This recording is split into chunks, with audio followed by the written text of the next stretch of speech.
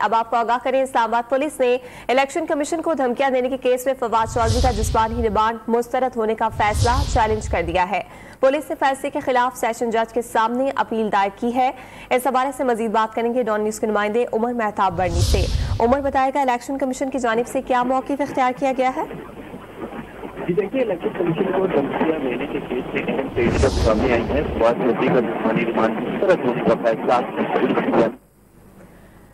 उमर बर्नी से दोबारा रब्ता करने की कोशिश करेंगे, कुछ तकनीकी वजूहात की बिना पर हम आपको ठीक से सुन नहीं पा रहे। इस्लामाबाद से आपको आगाह करें, जहां पुलिस की जानिब से इलेक्शन कमीशन को धमकियां देने के केस में फवाद चौधरी का जिस्मानी रिमांड मुस्तरद होने का फैसला चैलेंज कर दिया गया है और पुलिस ने फैसले के खिलाफ सेशन जज के सामने अपील दायर की है। इलेक्शन कमीशन को धमकियां देने का ये केस है जिसमें फवाद चौधरी के जिस्मानी रिमांड मुस्तरद होने पर फैसले को चैलेंज किया गया है। उमर, इससे मुतालिक आप मजीद अपडेट कर रहे थे। देखिए, इलेक्शन कमीशन को धमकियां देने के केस में अहम पेशरफ सामने आई है। फवाद चौधरी का जिस्मानी रिमांड मुस्तरद होने का फैसला पुलिस की जानिब से चैलेंज कर दिया गया है। पुलिस ने फैसले के खिलाफ सेशन जज के सामने अपील दायर कर दी है।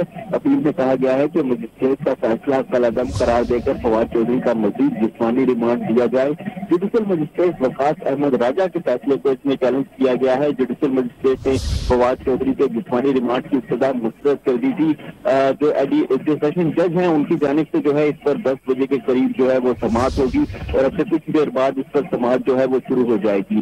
दूसरी जानिब जो फवाद चौधरी की जमानत की दरख्वास्त है उस पर भी इस वक्त समाअत जारी है। जी, इस वक्त समाअत का सिलसिला जारी है। बहुत शुक्रिया उमर मेहताब, आपने मजीद अपडेट किया।